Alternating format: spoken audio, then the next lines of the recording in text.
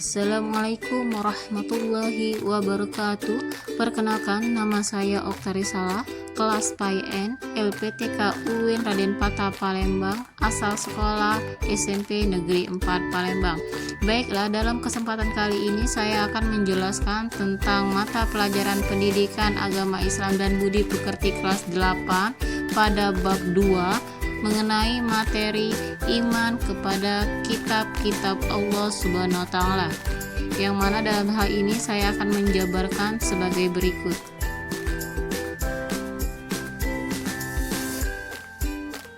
Meyakini kitab-kitab Allah, pendidikan agama Islam dan budi pekerti kelas 8.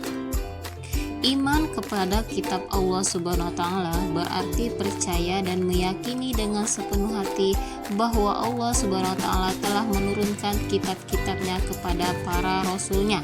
Ajaran yang terdapat di dalam kitab tersebut disampaikan kepada umat manusia sebagai pedoman hidup agar dapat meraih kebahagiaan di dunia maupun di akhirat.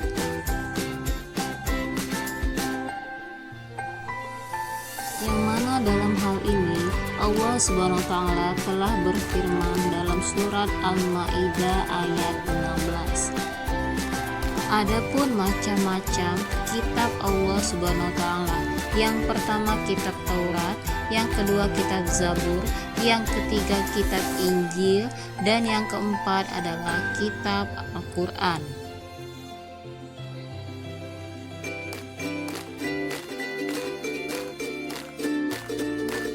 Yang pertama yang akan kita bahas yaitu kitab Taurat.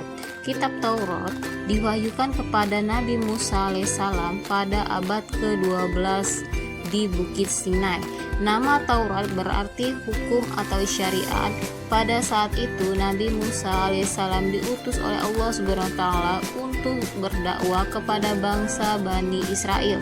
Kitab Taurat diperuntukkan sebagai pedoman dan petunjuk hidup bagi kaum Bani Israel saat itu.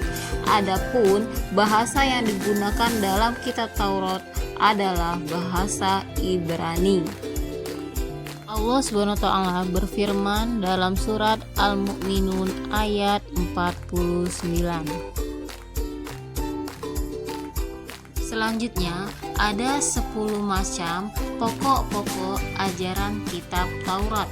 Adapun penjelasannya sebagai berikut.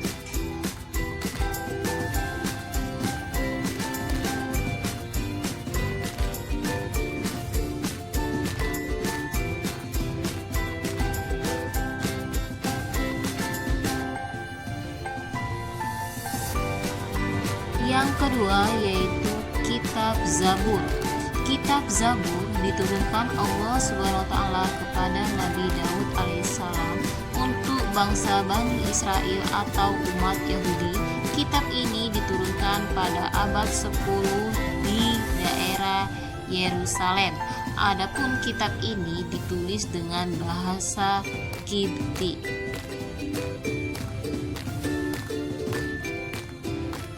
Allah Subhanahu wa Ta'ala telah berfirman dalam surat Al-Isra ayat 55. Selanjutnya yaitu kitab yang ketiga yaitu kitab Injil.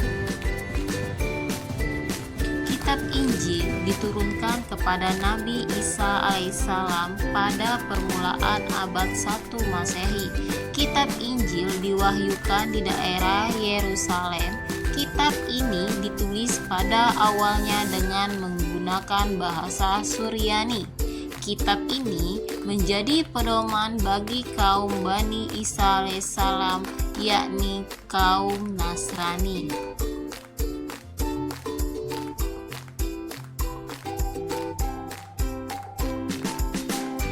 Allah Subhanahu wa Ta'ala telah berfirman dalam surat Maryam ayat 30.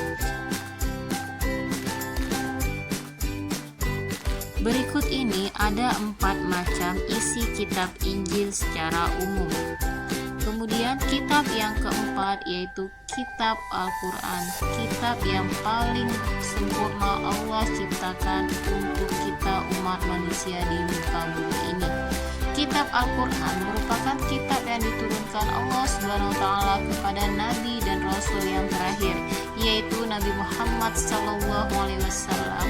Kitab suci Al-Quran diturunkan Allah Subhanahu wa Ta'ala sebagai penyempurna dan pembenar kitab-kitab sebelumnya.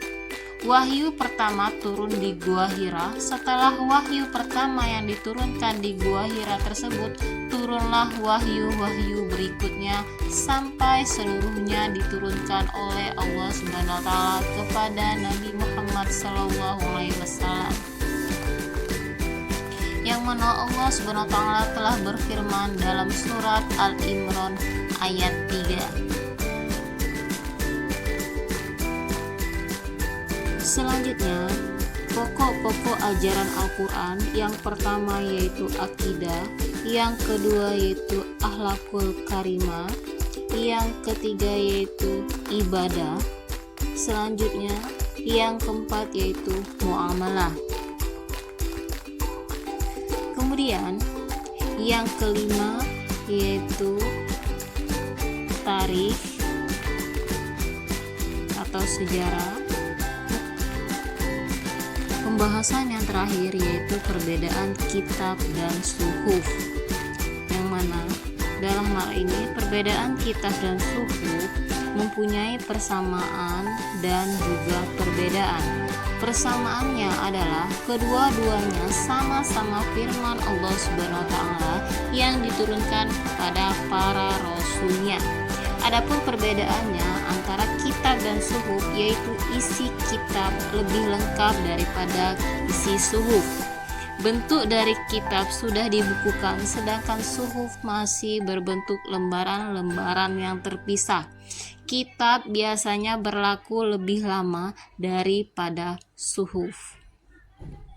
Mungkin ini saja dari saya, lebih dan kurang saya mohon maaf. Kepada Allah saya mohon ampun. Wassalamualaikum warahmatullahi wabarakatuh.